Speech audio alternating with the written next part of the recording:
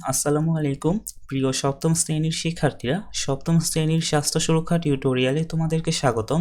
এই ভিডিওতে আমরা স্বাস্থ্য সুরক্ষা বইয়ের পঞ্চম অধ্যায়ের ৭৫ পৃষ্ঠা থেকে আলোচনা শুরু করব। আমাদের এখানে লেখা আছে, আমার অনুভূতি আমার শক্তি। আমি আমার অনুভূতির যত্ন নিতে যা করি তা ফুলের পাপড়িতে লিখেছি। সেগুলো নিয়ে সহপাঠীদের সাথে আলোচনা করেছি, ওদের কাজগুলোও শুনেছি। এতে আমরা কিভাবে উপকৃত হচ্ছি তা নিয়ে আলোচনা করেছি। এবার আমরা দেখব অনুভূতির যত্ন নেওয়াতে আমাদের কি কি সুবিধা হয়েছে।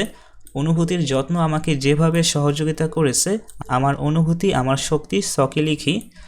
যেমন অনুভূতি সহজভাবে গ্রহণ করি, অনুভব করি, এতে শান্তি পাই, নিজেকে ছোট লাগে না।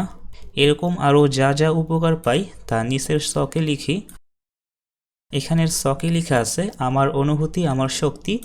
আমরা এখন এই ছকটি সমাধান করা শিখব। আমি এখানে লিখেছি আমার অনুভূতি আমার শক্তি। আমি ১ নম্বরে দিয়েছি আমি একজন যোগ্য ও সাহসী ব্যক্তি। ২ নম্বরে লিখেছি অন্যরা আমাকে সবসময় ভালোবাসে।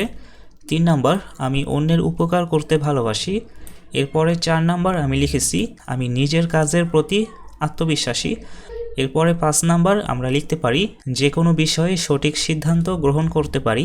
আশা করি তোমরা এই ছকটি সুন্দরভাবে সমাধান করা শিখেছো। আমাদের আজকের ভিডিও এই পর্যন্তই। এর পরবর্তী ভিডিওতে আমরা পরবর্তী পৃষ্ঠা থেকে আলোচনা শুরু করব। সকলে ভালো থেকো। আল্লাহ হাফেজ।